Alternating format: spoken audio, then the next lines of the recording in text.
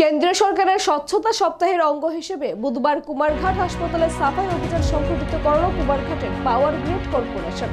গ্রিডের সমস্ত কর্মীরা অংশ নিয়ে এই সাফাই অভিযানে কর্মসূচি থেকে প্রত্যেককে স্বচ্ছতা বজায় রাখার বার্তা দেন কর্মকর্তারা। চলতি মাসের 16 তারিখ থেকে দেশব্যাপী স্বচ্ছতা সপ্তাহের ডাক দিয়েছে কেন্দ্রীয় সরকার। সেই মতো বিভিন্ন জায়গায় প্রতিদিন চলছে সাফাই অভিযান কর্মসূচি। কেন্দ্রীয় সরকারের এই স্বচ্ছতা সপ্তাহে শামিল হলো পাওয়ার গ্রিড কর্পোরেশন। ঝাড়ু হাতে হাসপাতাল চত্বর পরিষ্কার করে দেন সংস্থার জন 50 কর্মী সহ আধিকারিকরা। পাওয়ার গ্রিডের ডিজিএম অরিন্দম দাম জানান, কেন্দ্রীয় সরকারের স্বচ্ছতা সপ্তাহের অঙ্গ হিসেবে তাদেরই কর্মসূচি।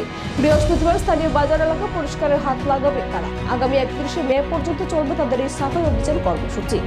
মানুষ যাতে নিজ নিজ এলাকা সহ বাজার হাট সর্বদা পরিষ্কার পরিচ্ছন্ন রাখে, কর্মসূচি থেকে এই বার্তা দেন উদ্যোক্তারা। ডিজিএম জানান, স্বচ্ছতা বজায় থাকলে রোগমুক্ত থাকবে মানুষ। কেন্দ্রীয় সরকারের যে স্বচ্ছ ভারত পাকোয়ারা 16 তারিখ থেকে শুরু হয়েছে, তার জন্য আমরা কুমারঘাটের পাওয়ার তরফ থেকে সব জায়গায় এরকম স্বচ্ছতা অভিযান করছি। বিভিন্ন জায়গায় আজকে যেমন সিভিল হসপিটালে এসেছি, কালকে অন্য জায়গায় যেমন মার্কেটে নিয়ে যাবো। বিভিন্ন জায়গায় স্বচ্ছতা পাকোয়ারা আমরা প্রত্যেক বছরই করি।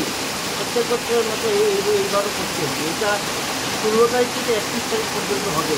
সবাইকে জন্য স্বচ্ছতা পরিষ্কার, যাতে সবাই সুন্দরভাবে পরিষ্কার পরিচ্ছন্ন থাকে, বাজার এরিয়া সব এরিয়া স্বচ্ছতা পরিষ্কার থাকে। পরিষ্কার থাকলে সব জায়গায় হবে, রোগমুক্ত হবে, রোগ কম হবে। এটা কেন্দ্রীয় সরকারই ইয়ে আছে, আমাদের কেন্দ্রীয় সরকার থেকে আছে। মানুষ যাতে এরকম ভিতরে সব ইয়ে হয়ে যায়, একবার বললে মানুষের যে অভ্যাসই পরিণত হয় যে সবসময় পরিষ্কার পরিচ্ছন্নতা থাকে।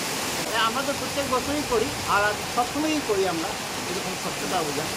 এইবার তো এই মাসে তো প্রত্যেক বছর তো এইবার করি, আবার হবে সেপ্টেম্বরে হয় একবার, আমাদের সেপ্টেম্বর অক্টোবরে হয় এরকম স্বচ্ছতা অভিযান।